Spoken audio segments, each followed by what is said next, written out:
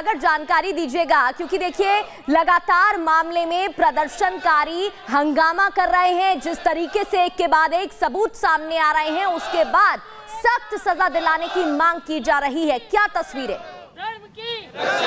हिंदू एकता जिंदाबाद। देखिए बिल्कुल प्रगति, अगर हम बात करें तो इस समय लोग काफी गुस्से में, काफी आक्रोशित हैं। विजयनगर में पिछले लगभग 7 दिनों से हम हैं और हर दिन देखिए आलम यही है। जैसे ही रिपब्लिक भारत का कैमरा पहुंचता है, लोग अपना गुस्सा जाहिर करने के लिए सड़कों पर आते हैं। दिन भर लोग जुलूस निकाल रहे हैं, लेकिन अब प्रशासन पर अगर कड़ी कार्रवाई नहीं हुई तो लोगों का गुस्सा देखिए इस समय फूट जाएगा, लोग ऐसा कह रहे हैं। क्या कुछ कहेंगे आप इस बड़ी देखिए मामले के सामने आने के बाद और आरोपियों की सजा को लेकर?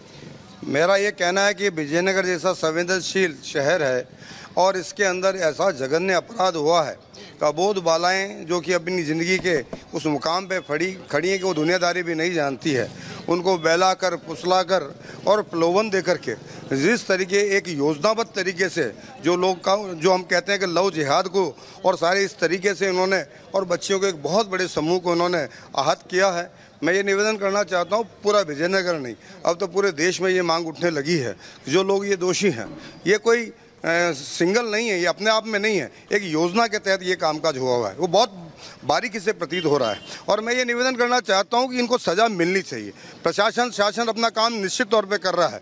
आदरणीय भजन लाल जी की सरकार है, संवेदनशील सरकार है, लेकिन मेरा निवेदन है कि ये जितने भी जो प्रशासन के जो अधिकारी हैं, वो अधिकारियों से मेरा ये निवेदन है कि जो जांच में कोई छोटी मोटी कोताही जो भरती जा रही है या वो बड़ी भी हो सकती है, लेकिन जांच को सारे एंगल पर देखना चाहिए। क्या चाहते हैं, क्या एक्शन हो? क्योंकि देखिए पूर्व पार्षद भी अब पकड़ा जा चुका है। आरोपियों को फांसी हो और इनके घरों के खिलाफ बुलडोजर कार्रवाई हो, जैसा योगी जी उत्तर प्रदेश में करते हैं, ताकि उनके आज वो माफिया मुक्त और गुंडा मुक्त हो गया। हम चाहते हैं राजस्थान में भी ये सब बंद हो।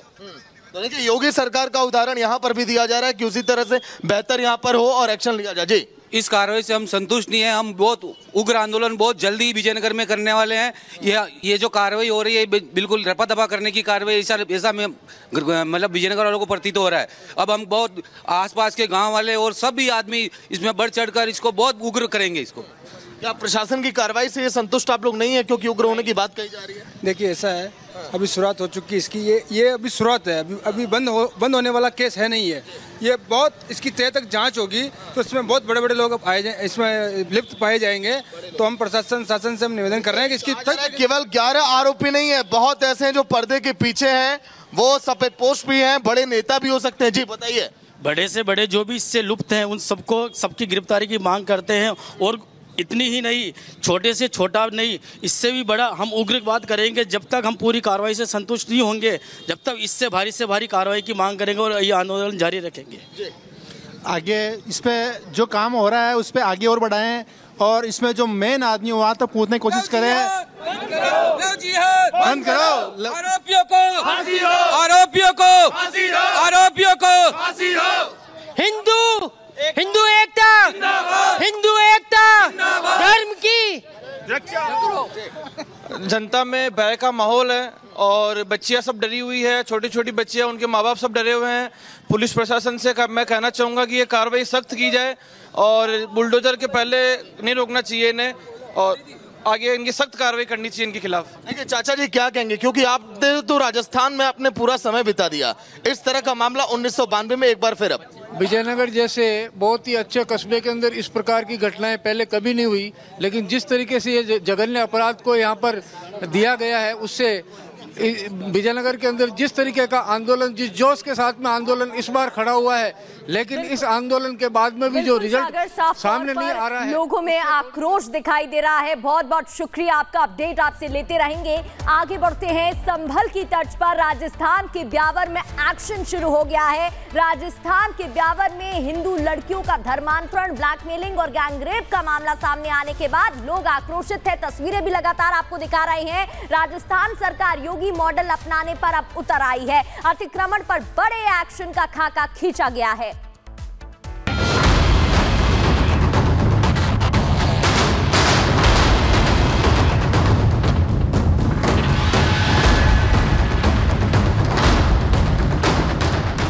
प्रतिबंधी ये भूल जाते हैं कि गलती करेंगे तो सजा तो भुगतनी पड़ेगी। राजस्थान के ब्यावर जिले में हिंदू लड़कियों के साथ गैंगरेप का खुलासा हुआ, ब्लैकमेलिंग का खुलासा हुआ और तो और धर्मांतरण की साजिश का पर्दाफाश हुआ। तो अब जहां ये साजिश रची गई, वहां योगी मॉडल की तर्ज पर संभल की तरह ही एक्शन हो रहा है। अब प्रशासन की रडार पर है विजयनगर का ये कब्रिस्तान और एक जामा मस्जिद। प्रशासन का आरोप है कि इस कब्रिस्तान को अतिक्रमण कर सरकारी जमीन पर बनाया गया है, जिसके बाद ब्यावरा जिला प्रशासन ने कब्रिस्तान को सील कर दिया। मुस्लिम धर्म के लोगों से कब्रिस्तान के कागजात मांगे गए और वैध दस्तावेज नहीं मिले तो इस कब्रिस्तान पर बुलडोजर चलना तय है। इतना ही नहीं, कब्रिस्तान के पास में एक जामा मस्जिद भी है, जिसको अब नोटिस दिया गया है। अगर वहाँ भी सही कागजात नहीं मिलेगा तो मस्जिद को सील कर प्रशासन कोई बड़ा एक्शन लेगा। राजस्थान के विजयनगर में लव जिहाद का मामला सामने आने के बाद प्रशासन पूरी तरह से हरकत में है। संभल की तर्ज पर देखिए, यहाँ पर ऐसा लग रहा है कि बड़ी कार्रवाई को अंजाम अब दिया जाएगा। विजयनगर का कब्रिस्तान आप देखिए, अवैध संपत्तियों पर कहा गया कब्रिस्तान का कब्जा है, इसीलिए देखिए प्रशासन ने यहाँ पर सील वाली मुहर लगा दी है। इस कब्रिस्तान को पूरा सील कर दिया है और कब्रिस्तान के पास कितनी ज़मीनें हैं ये देख कर अंदाज आप लगाइए। वहाँ पर आप देखिए पटरी आप देख पा रहे हैं रेलवे की। उसके बाद से देखिए यहाँ पर इन लोगों ने बाउंड्री की हुई है। इस बाउंड्री से शुरुआत होती है, आप देखिए दूर तक हमारी नज़र भी नहीं जा पाएगी। इतनी ज़मीनों पर इन्होंने कहा जाता है कि कब्जा किया, इसलिए प्रशासन ने इसको सील किया। आपको याद होगा कि संभल में इसी तर्ज पर कार्रवाई हुई थी।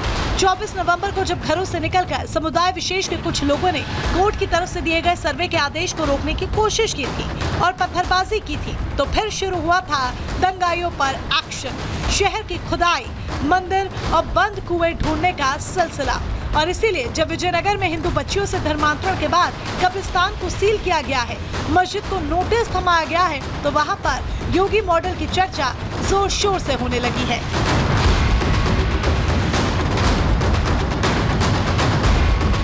Bureau report, Republic Bharat. करीब 40 साल बाद संभल में कार्तिकेश्वर महादेव मंदिर के कपाट खोल दिए गए हैं। अनुमान है कि हजारों कावड़िए कल मंदिर में जल चढ़ाने के लिए पहुंच सकते हैं, जिसको लेकर सुरक्षा बढ़ा दी गई है और मंदिर को भगवा रंग से सजाया गया है। डीएम संभल खुद मंदिर की सुरक्षा का जायजा लेने कार्तिकेश्वर महादेव मंदिर पहुंचे, जिसे अब संभल महादेव मंदिर के नाम से भी जाना जाता है। तस्वीरें आप देख रहे हैं। संभल का कार्तिकेश्वर महादेव मंदिर, जिसे 40 साल बाद प्रशासन ने खोला, लेकिन महाशिवरात्रि को देखते हुए इस मंदिर को सजाया गया है, क्योंकि इस बात का अनुमान है कि हजारों की संख्या में जो श्रद्धालु हैं, जो कांवड़िए हैं, वो यहाँ पर पहुंचेंगे और शिवलिंग पर जल अर्पित करेंगे। तस्वीरें मैं आपको उस मंदिर के दिखा दूं। शुरुआत में इसे संभलेश्वर महादेव मंदिर बोला गया, बाद में कार्तिकेश्वर महादेव मंदिर और अब संभल महादेव मंदिर के नाम से भी इसे जाना जाता है। 40 साल बाद प्रशासन की निगाह इस पर पड़ी, क्योंकि चारों तरफ से दीवारों से पटा हुआ यह मंदिर था, दीवारें हटाई गई और अब इस मंदिर के सौंदर्यकरण को लेकर जो काम है वो भी किया जा रहा है। लेकिन महाशिवरात्रि है, जिसको देखते हुए इस बात का अनुमान है कि हजारों की संख्या में जो कांवड़िए हैं वो पहुंचेंगे और जो शिवलिंग आप यहां पर देख रहे हैं, प्राचीन शिवलिंग, इस शिवलिंग पर जल अर्पित करेंगे। इसी को देखते हुए इस मंदिर को पूरे तरीके से सजाया गया है और आप तस्वीरों में देखेंगे कि एक तरीके से संतरी रंग से इस पूरे मंदिर का जो पेंट है वो किया गया है और मंदिर के अंदर आप भगवान हनुमान जी की प्रतिमा देख रहे हैं, शिवलिंग देख रहे हैं, लेकिन बाहर से जो मंदिर सजाया गया है उसकी तस्वीरें भी दिखा दें कि भगवा जो झंडे हैं आपको मंदिर के चारों तरफ नजर आ जाएंगे। पूरी मीनार पर भी जो झंडा है वो लगाया गया है और पूरे तरीके से भगवा रंग में जो पेंट है वो इस मंदिर का किया गया है, क्योंकि हजारों की संख्या में कांवड़ियों के पहुंचने का अनुमान है। और सीधे संभल ही आपको लिए चलते हैं। जतिन हमारे साथ जुड़ गए हैं। जतिन, कल को लेकर क्या तैयारियां की गई हैं, क्योंकि बड़ी संख्या में लोग पहुंचने वाले हैं? बिल्कुल, देखिए आसपास के जो जनपद है वहां से भी पुलिस बल को बुलाया गया है, जिनकी संख्या तकरीबन 2000 के आसपास है। 10 जो पैरामिलिट्री फोर्स की कंपनियां हैं उनकी तैनाती की गई है। कोतवाली में इस वक्त मैं मौजूद हूं। ये देखेंगे कंट्रोल रूम यहाँ पर बनाया गया है, सीसीटीवी कंट्रोल रूम है ये पूरे संभल, और जहां पर कांवड़िया जो है वो चलेंगे, निकलेंगे और अपने अपने घर के पास वाले मंदिर में पहुंचेंगे। तमाम सीसीटीवी कैमरों से निगरानी रखी जा रही है और कंट्रोल रूम बाकायदा कोतवाली में सेटअप किया गया है और उस कोतवाली में से ही इस पूरे संभल पर नजर जो है वो रखी जाएगी। अब से कुछ देर बाद जो एडिशनल एसपी हैं वो खुद कोतवाली पहुंचने वाले हैं और फ्लैग मार्च पूरे इलाके में निकाला जाएगा। मंशा ये है कि पिछले कुछ समय से संभल की जो तस्वीरें सामने आ रही थी, तनाव की तस्वीरें सामने आ रही थी, शिवरात्रि के समय पर ऐसा कुछ ना हो, जिसको लेकर तमाम जो तैयारियां हैं वो यहाँ पर की जा रही है और उसी क्रम में फ्लैग मार्च निकालना हो। सैकड़ों सीसीटीवी अलग अलग जगहों पर, भीड़भाड़ वाली जगहों पर इंस्टॉल किए गए हैं। सिर्फ संबलेश्वर महादेव मंदिर ही नहीं बल्कि जो छोटे बड़े जितने भी मंदिर है वहां की भी सिक्योरिटी को सुनिश्चित किया जा रहा है और यही कारण है कि एसपी खुद और डीएम खुद लगातार उन मंदिर का दौरा भी करते हुए नजर आ रहे हैं। हालांकि पुलिस का साफ तौर पर कहना है कि शांति बनाए रखने की अपील वो लगातार कर रहे हैं और पिछले कुछ समय से जब 24 नवंबर को हिंसा हुई थी उसके बाद से कोई तनाव जैसी स्थिति देखने को भी नहीं मिली। लेकिन अलग अलग जगहों पर सीसीटीवी कंट्रोल रूम का सेटअप करना, 10 पैरामिलिट्री कंपनियों की तैनाती करना, आसपास के जनपद से तकरीबन 2000 पुलिसकर्मियों की तैनाती सिर्फ बिल्कुल कुल मिलाकर पूरी तैयारी यहाँ पर की जा रही है। बहुत बहुत शुक्रिया आपका जतिन जानकारी देने के लिए। और